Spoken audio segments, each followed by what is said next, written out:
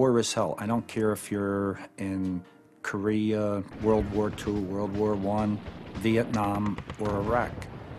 It does play an emotional effect on your mind.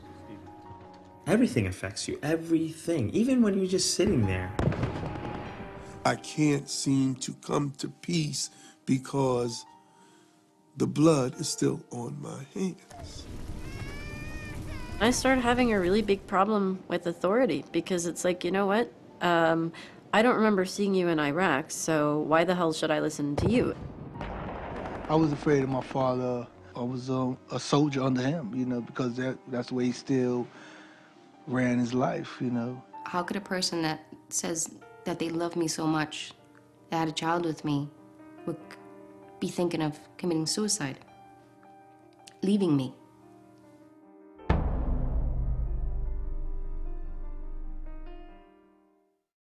While most of us associate the wounds of war with physical trauma, post-traumatic stress disorder, or PTSD, represents invisible wounds that can be just as disabling, and not just for the veterans, for their families as well.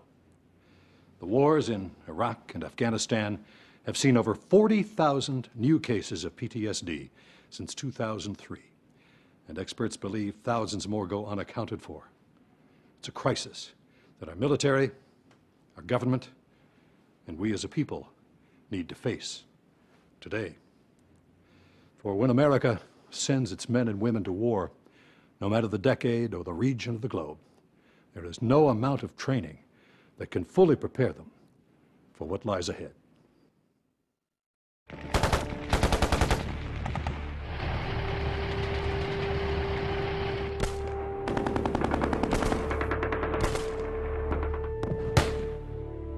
I've been in, actually, 3 wars.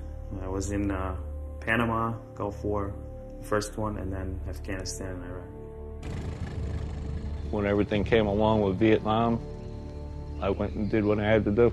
I joined the military the day after Thanksgiving in November 1967.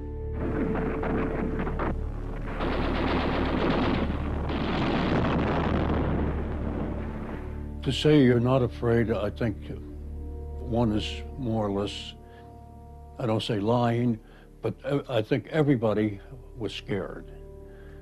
And that's the feeling I got. Entering into the service in April of 1966, I was trained. And they trained me to do exactly what they wanted me to do. The mission was called Search and Destroy. This is what my job in Vietnam was, to search and destroy.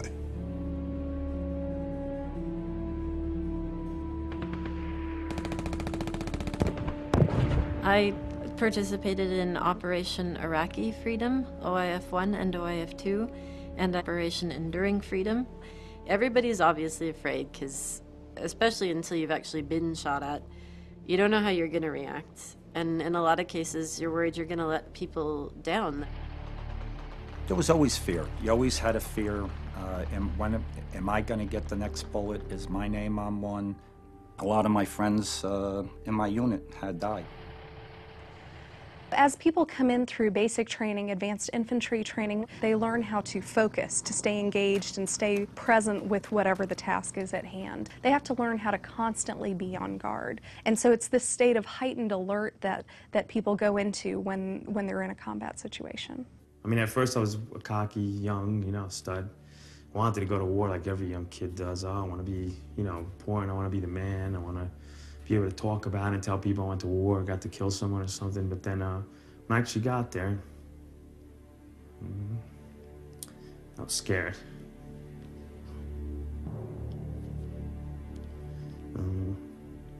Scared. I mean, you kind of lose yourself a little bit.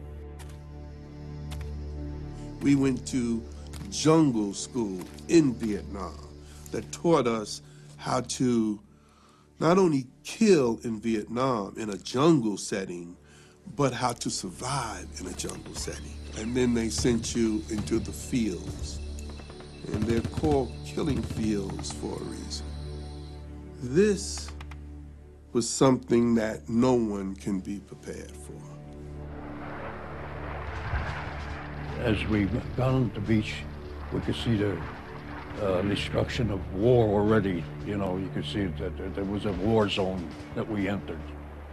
And then it was dead soldiers, Germans. They were piled up along the road like cords of wood.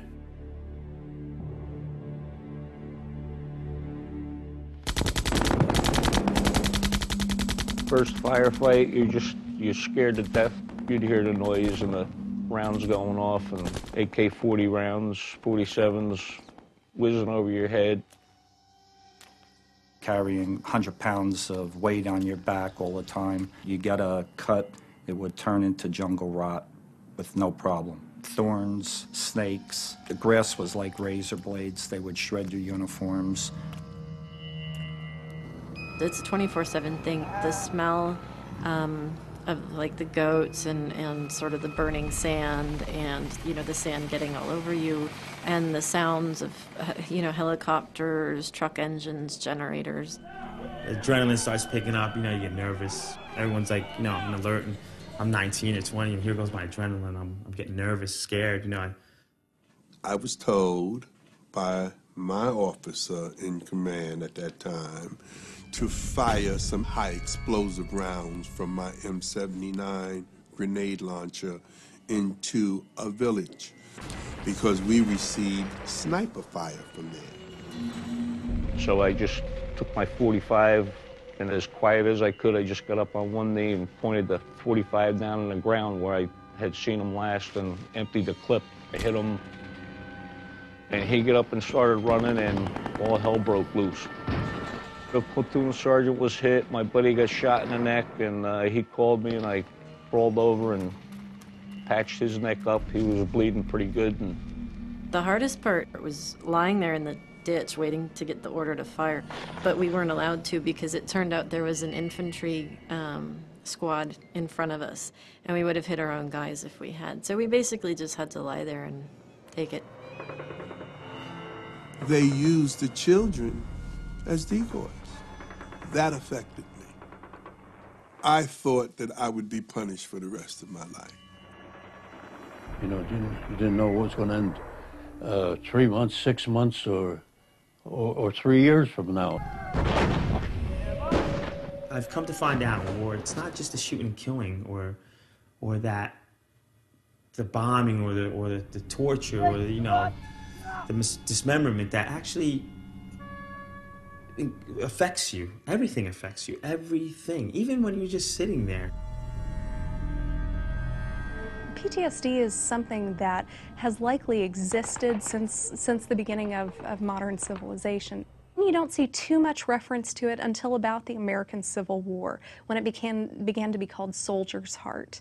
Since that time, there have been other names: shell shock, combat stress, battle fatigue, and it was really only after the Vietnam War, when there were so many people coming back at the same time with these similar sets of symptoms, that the current medical establishment realized that, you know, there's something going on here and we need to find an accurate way to categorize it. And so it was in 1980 that PTSD, or post-traumatic stress disorder, became the formal name for those same sets of symptoms that have existed for many years.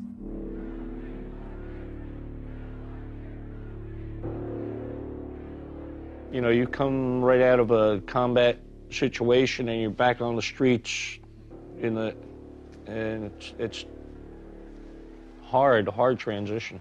The average American citizen thought you were a baby killer, and it was, you know, you were proud to wear the uniform. You were certainly proud of the guys that you served with. I know I was. I think he just had no one to talk to. He was back here, thrown into society, and sometimes he was just distant. He would just have this blank look on his face and just be out there. When Lewis got back, he would treat the house like if it was his operations unit. It was weird. It was a weird feeling. Total different person, stranger. Sometimes he would just change. His whole demeanor would suddenly change. I started being angry towards people my age, thinking I was over there sacrificing myself, which on my own free will wanted to do that. But at the same time, I felt that the people back here didn't open their eyes to what I went through or anyone else went through over there. That's where kind of the anger started. My anger and my guilt and the things that I would think about and do and say was all epics from the war.